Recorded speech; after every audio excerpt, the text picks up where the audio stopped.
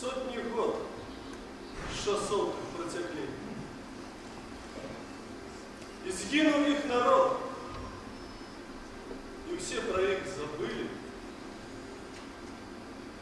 Вы, литеры, теперь наново все сбудили. И люди зведаются прадедов своих об горы радости и об пригодах их. Кому молились, шагуя мы шукали. Где на глубоком дне их крыльц морок палит.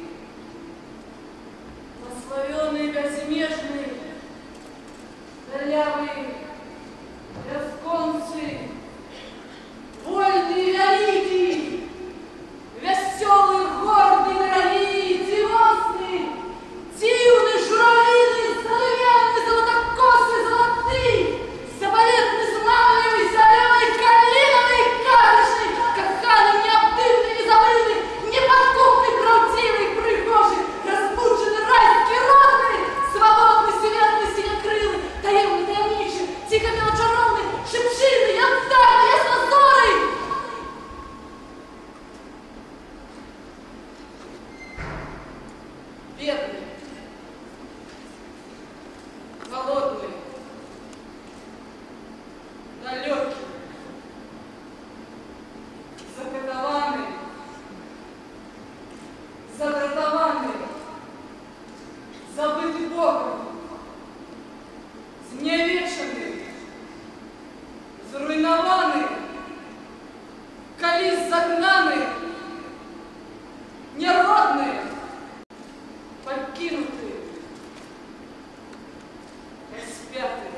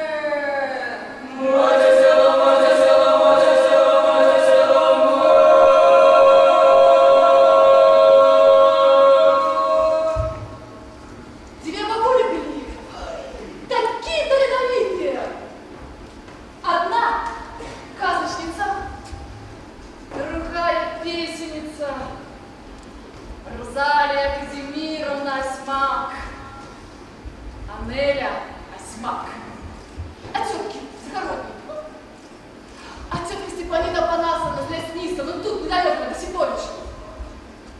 Батька столько всего поназбировал, ружаков с золотыми рожками, як они ядут з одной миски разом с детьми, як все змеи мають своего цара, а поздней осенью ён надеет на зимнюю спячку.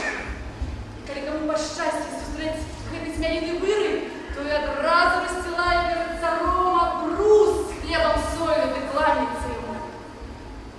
Мне малому здавалось, по хате ходят водяники, лисуны, русалки. Льва дыхая, лес спевает, водяники, падают, ой, от бездонных глыбинев, у яких тонут сомнамбулы, да, вишинів, у яких полки снують дожди, а ночью солнце тихо скатилось с горки. Ночью я нанесла на воду плетали мои дитячие русявые будерки пасмочки. Месяц белый заплакал на свете. Касались, полохали, подсмеивались, оглядали. Ночные птушки лопотали крыльями под бырками, а некоторые тянут озеро средние сети, а некоторые из них перевернуты до горы ногами. Я верую, что Курбач хочет подхопить меня киптерами и понести с хаты до себе у лес, а им русалки заблудали косы. Русалки заблудали косы. Рвут и плутают сребные нити. Ночь плыве над землей северозы. Ночь шапоча русалкам засните. Ночь шапоча русалкам засните. Ночь шапоча русалкам засните.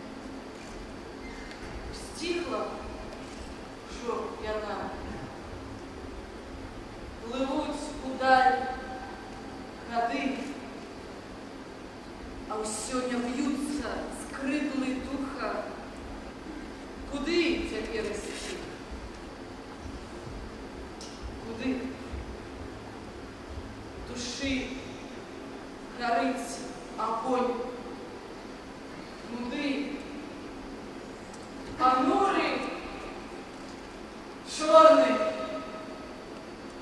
темнее крыницей слез своих его залить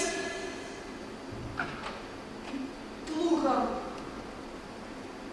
тяжкого мучения сердца зрыть, мов зойду став, надеи черный, дышь вести. Что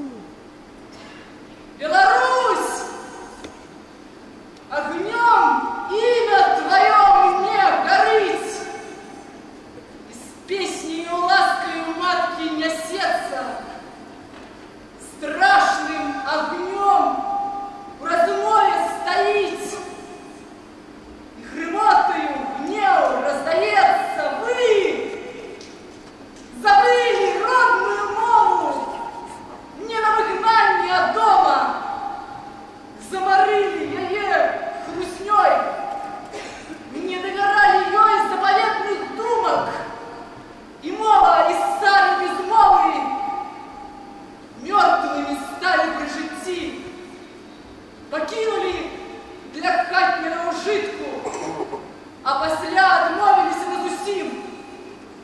Ад нялюбай, жорсткай, ялкай, чорнай, легко сгубиться в северо-западном крае и легко застаться в Беларуси. У меня так само была альтернатива. Безразмерной траты душевных сил научиться до богатой русской культуры, на традициях якой меня едуковали и выховали, и назавсёды застаться маловедомым, другостным, маргинальным, як вас тут теперь кажуть, провинцийным поэтом. Я мог писать русские верши. Меня за хвотой друковали ярославские газеты и часописы, а наши русские белорусы не одразу. В цикле «Северное море».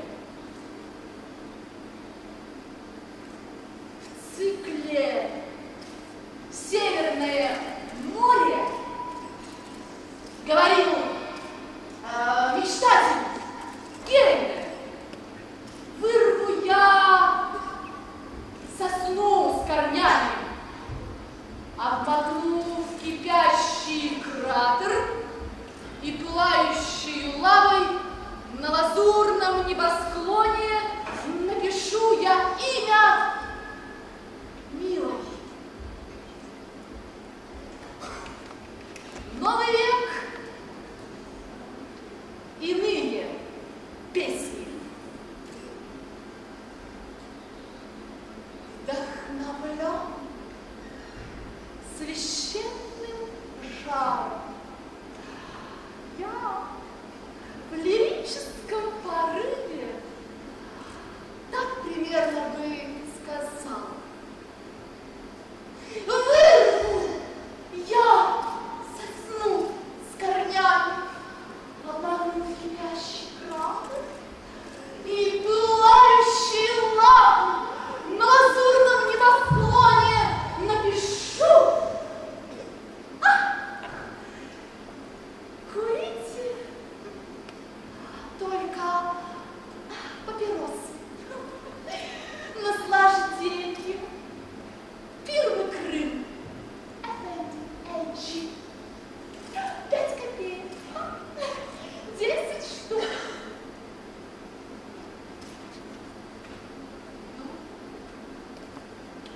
Написал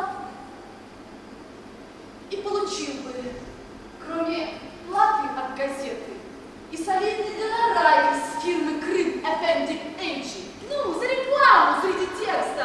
В крайнем случае же можно разместиться в объявлениях лишь с термином и о доле. Дело верное, друзья! 1913 год.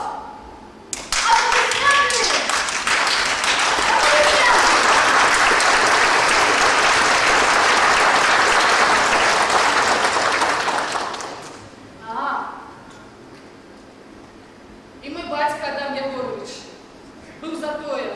Я думаю, вам Алексей Максимович Горький, что пишучи по-белоруску, я таких аплодисментов ніколи не отримав би. Мне не было крепости, как знайсти одномовцу. Мне не было по чим скорректовать свое мовление. А працаваць тады у справе адраджэння было нашмат цяжэй, як змагацца з царызмам. У барацьбе з царызмам рэволюцыянер знаходзіў сабе спачуццё з боку хоць некаторай часткі грамадзянства, а з адраджэнца посміхаліся ўсе, пачынаючы з папа і канчаючы хамам, не кажучы ўжо пра тое, што яму пагражала кара за рэвалюцыйную дзейнасць, бо адраджэнец парушаў інтарэсы ўсяго нацыянальна-каманднага грамадзянства. Нават сацыялісты не паважалі адраджэнца, бо лічылі работу яго шкадлівай для адзінства класавай барацьбы. Ім, царскім планам, хацелася, каб беларусы не адрываліся ад рускага этнасу, не вылучаліся. Ну, калі ж вельмі закарціць, то няхай сабе, забаўляйцеся, гуляйце гэта, але не больш. Я чырванею ад сораму за тых, хто дапытаўся, чаму ты жывеш у рассеі, а выдумляеш сабе свой край. Чырванею і за тых, хто забываў сваю родную мову дома. Чырванею за тых, хто рэстаўраваў мову не з бабуліных вустаў, а з мёртвых слоўнікаў. Мова і гісторыя, гэта ж поле, гэта гравітацыйнае поле паэзіі. Да было і ў мяне. І вучыўся французскага паэта, і хаваўся за ягонае прозвішча. Бо тое, што тады было наватарскім, не ўспрымалася як беларускае. Бо ўсё беларускае у беларусаў не ўспрымаецца як наватарскае, і ўвогуле не мае аўтарытэту. Аднак можна перазвесці меру чалавечых магчымасцяў, далучыцца да вялікай тайны, спазнаць, што такое быць сватам Бога, прайсці побач з ім, ледзь не штохвілінна прымаючы яго з руку, адчуць гэту, далучыцца да вялікай тайны стварэння новых нацыянальнай літаратуры.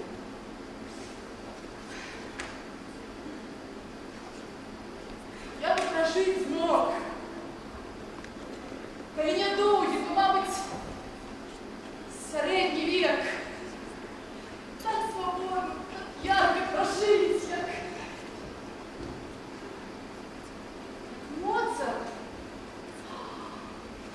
Моцарт і Сальери.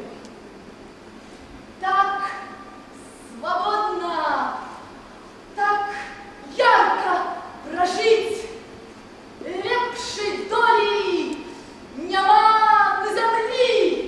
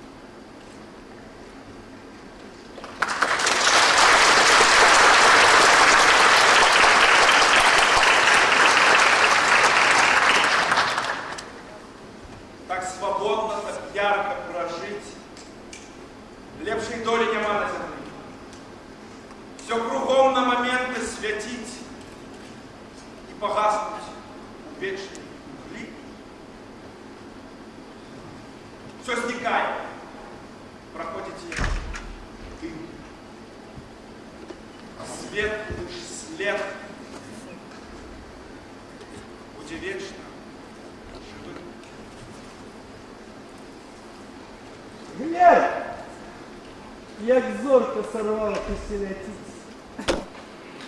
Сыпли яркого свету круги, дивным светом зерне заблещить и погаснет у темной мгле. Однако все ж не пропал я ей свет. Он покинул у души моей след.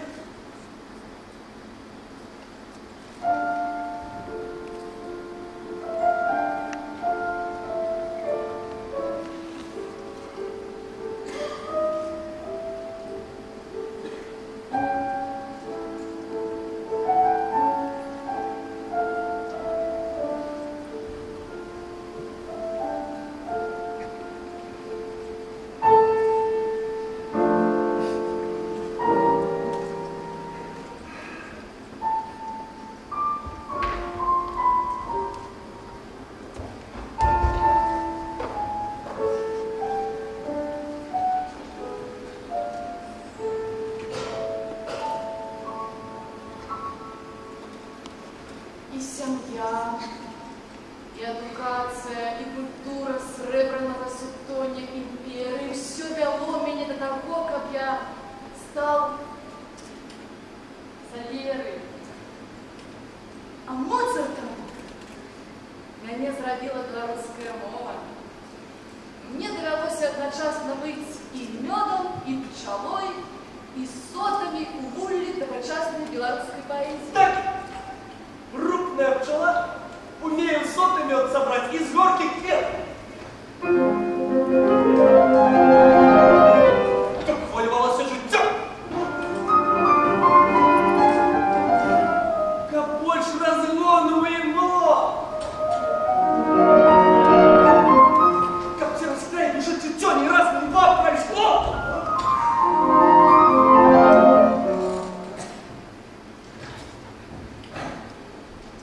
Живи и цельностью, а в широте духовной твоей. Коли мураковину темную жемчужницы, упади пешинка хоть одна,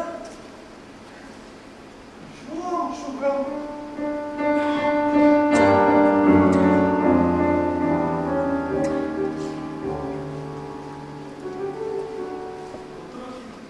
Трогится и она. Коли дух мой за потери заглушится там, в кровавых группах життя, у жомчуг.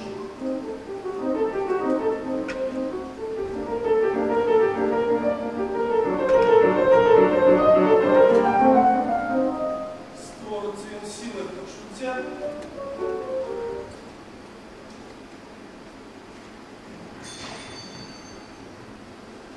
Мудрой промовы, мед золотистый, полные соты мне господа. Однако не менее принадно сердцу мед своим хмелем светлым и тонким.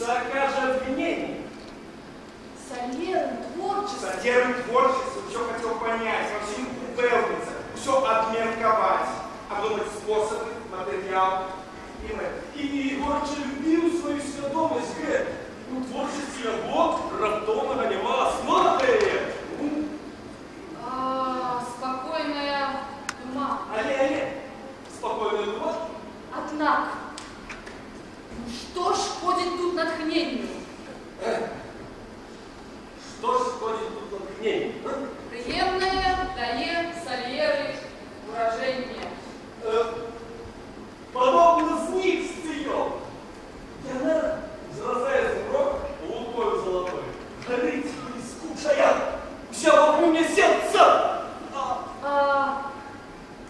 глубине своей.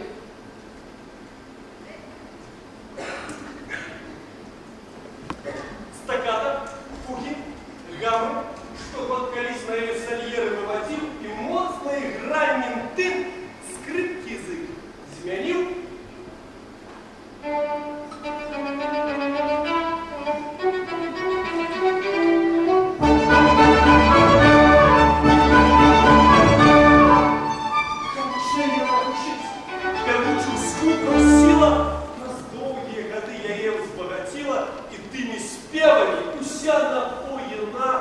Навеки чулою зробилася яна. Няўжо ж души живой могли бы язык и спеваў сальеры не змяніць, калі змянілі дрэва? Ой, нет, нет, нет, нет, нет, нет, нет, нет, нет, нет. Справа как себе развивал сальеры.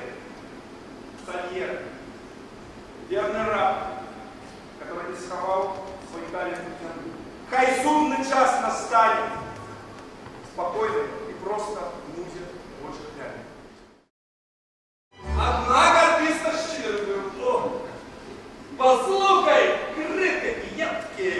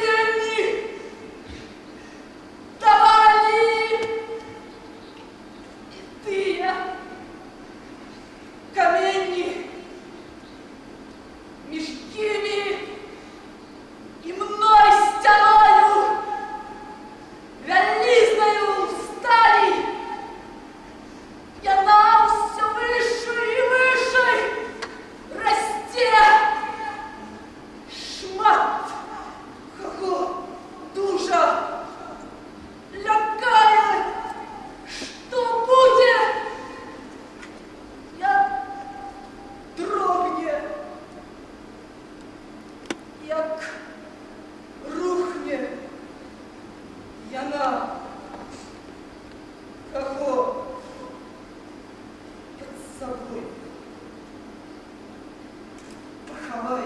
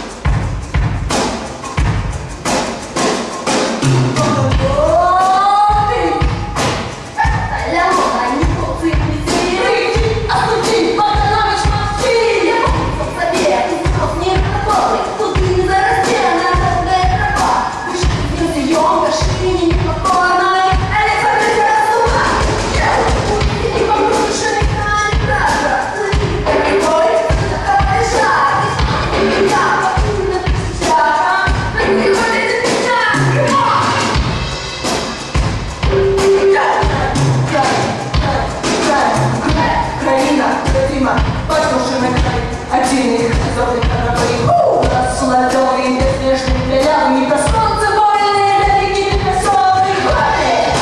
Годы дорогие, тимосные, темный шуровый, затмер золотокосый, холодный, запары, призмы, батальоны, каменные.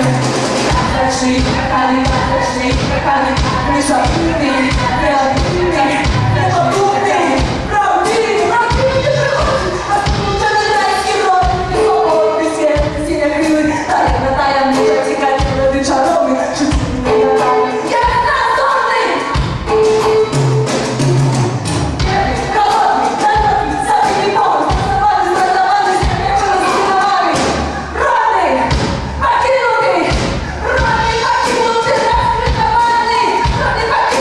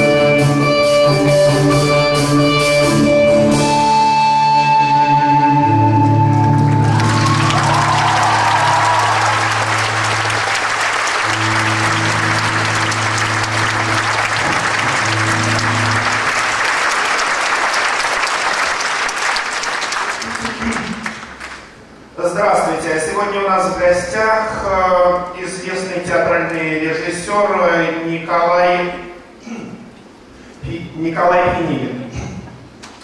Здравствуйте, Николай.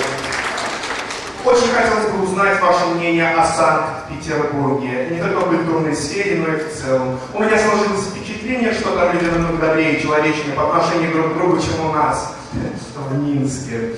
Хотелось бы вам вернуться обратно. Задумаетесь ли вы о правильности переезда в Санкт-Петербург? Скучаете ли по нашему Минску?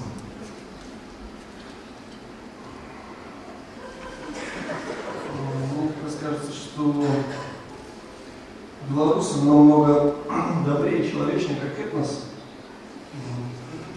Что же касается культурной сферы, тут дистанция огромного размера.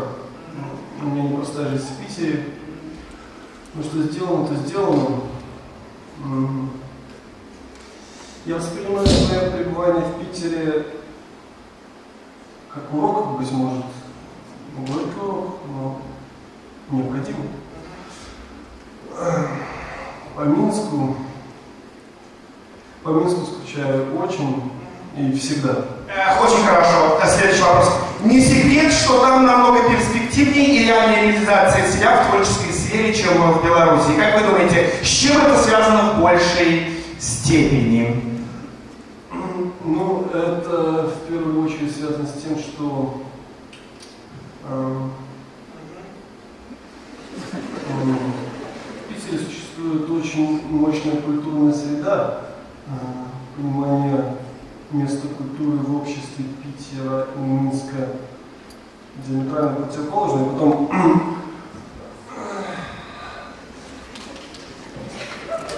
государство там никак не вмешивается в культурные процессы, за что ему большое спасибо. Хорошо. Следующий вопрос. Господин Пинигин, встречая зрителей ухода в театр на премьерных спектаклях, вам запоминается кто-нибудь из них? Я не стою у входа в театр во время своих премьерных спектаклей, я в это время за кулисами. Жаль. У нас письмо. Добрый день, Николай. Представьте, пожалуйста, вашу версию лучших 10 белорусских постановок последнего времени, скажем, лет за 10-15 последних, если не сложно, и вообще возможно, конечно, как написано. С уважением, Василий.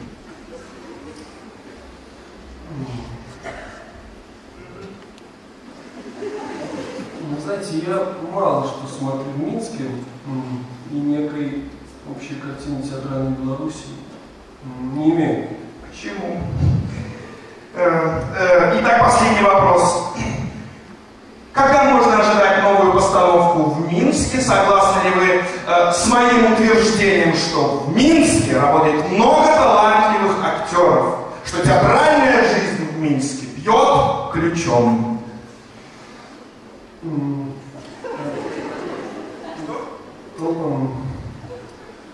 Талантливых актеров много, я не спорю. Но жизнь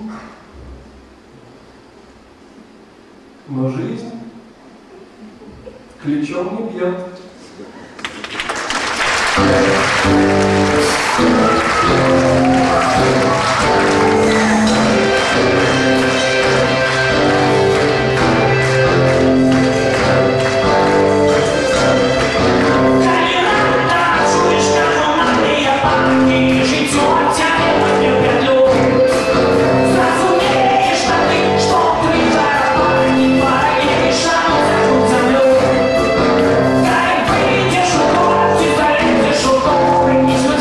Устраиваешь как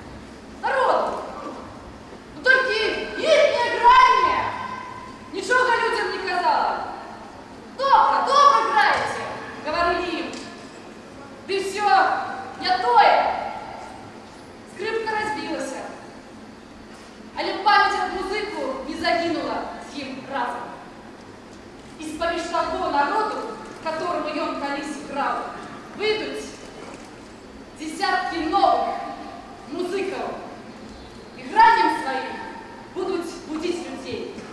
Свету, правде, братству и свободе.